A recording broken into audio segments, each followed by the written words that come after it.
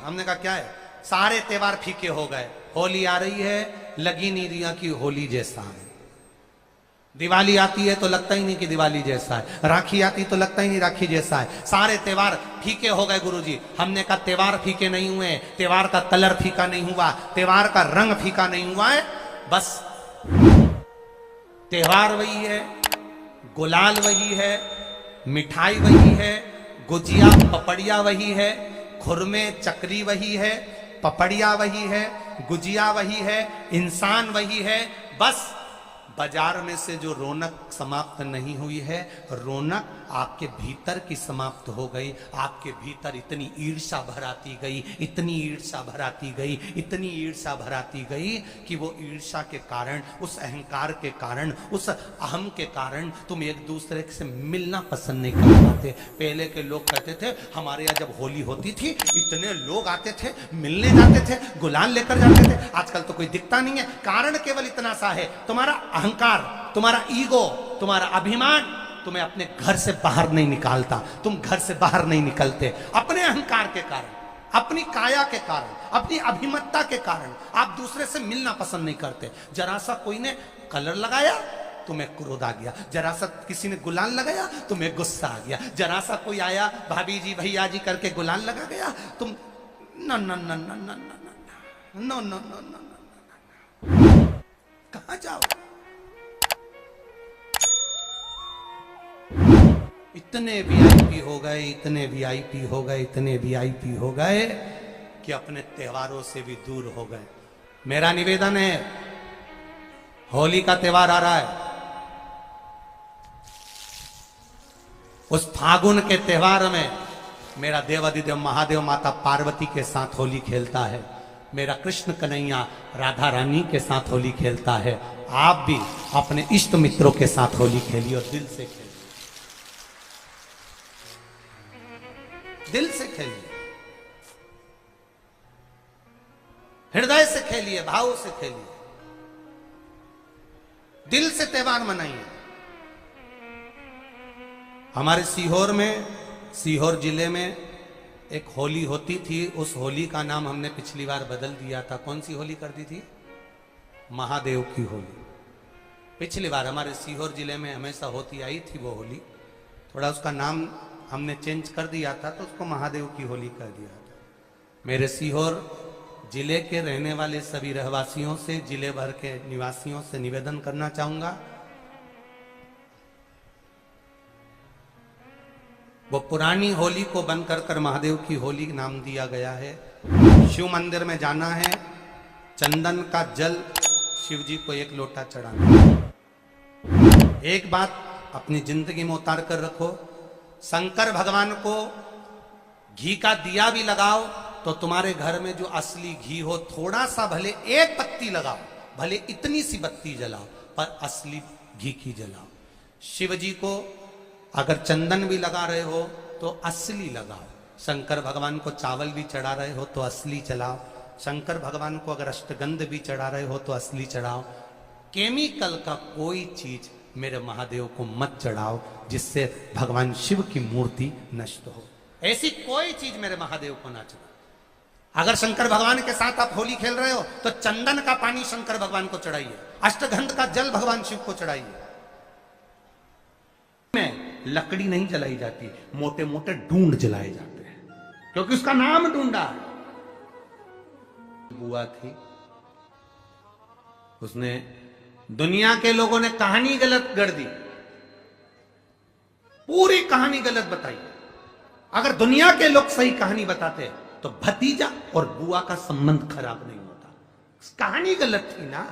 लोगों ने कहा, हिरण्यकशिपु ने अपनी बहन से कहा, बहन तू अपने भतीजे को गोदी में रखकर बैठ जा और चादर ओढ़कर बैठ जाना, तू बच जाएगी, तेरा भतीजा जल जाएगा। तो बुआ भतीजे को जलाने के लिए गोदी में लेकर बैठी। बोलो सही है कि गलत है? लोगों ने कहानी गलत बताई।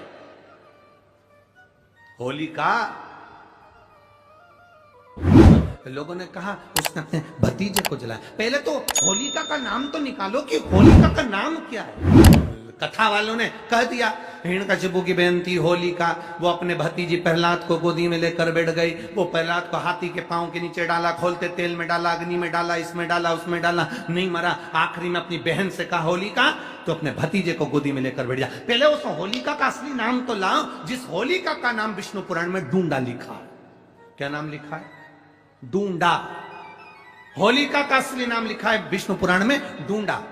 इसलिए आज भी होली में लकड़ी नहीं जलाई जाती, मोटे मोटे ढूंढ जलाए जाते हैं, क्योंकि उसका नाम ढूंढा है।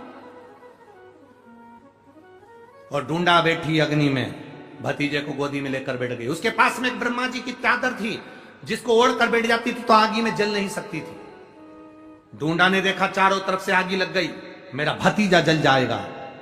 तो बुआ को लगा मेरा भतीजा जल जाएगा। बुआ वो होती है जो दुआ देती है, बुआ कभी बद्दुआ नहीं देती है।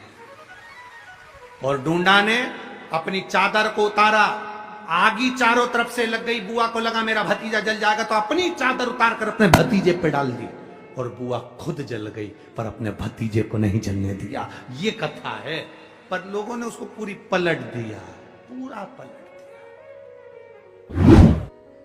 बुआ कब जलाई अपने भतीजे को? में से इतनी सारी बुआ बैठी हैं, कभी अपने भतीजे को अपशब्द कहा, कभी अपने भतीजे को श्राप दिया, कभी अपने भतीजे को बद्दुआ दी? नहीं। जब भी बोलती हो मेरा भतीजा खूब फले फूले, भगवान कृपा करे मेरे भाई जैसा नाम कमाए, मेरा भैया कितना नाम कमाता वैसा मेरा भतीजा नाम कमाए, तो भतीजे को चाहिए जब बुआ घर में आए तो अपने मम्मी पापा से कहना, पापा मम्मी 2 साड़ी देना, क्योंकि अब मेरी नौकरी लग गई है, मैं कमाने लगा हूं, मैं कमा रहा हूं, इसलिए मम्मी एक काम करना, 1 साड़ी पापा देंगे अपनी बहन को और 1 मैं दूंगा अपनी बुआ को। तो मम्मी कहेगी तू अपनी बहन को देना, बुआ को क्यों दे रहा है? तो कह देना अगर आज मैं दूंगा तो उसके भी भतीजे उसको देंगे। ये हमारे यहां क्रम चालू होना चाहिए।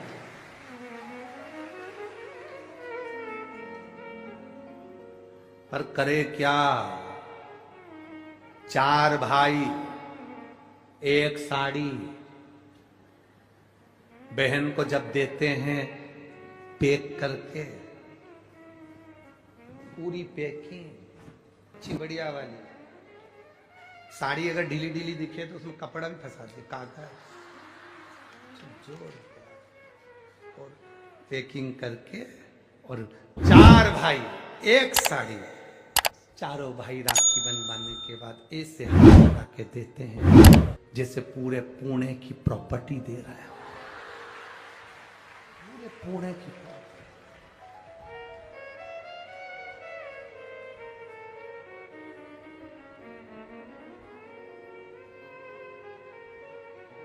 अब किसी ने पूछा कि क्यों रे चारों भाइयों ने मिलके 1 साड़ी दी? अभी हम एक ही तो घर में रहते हैं,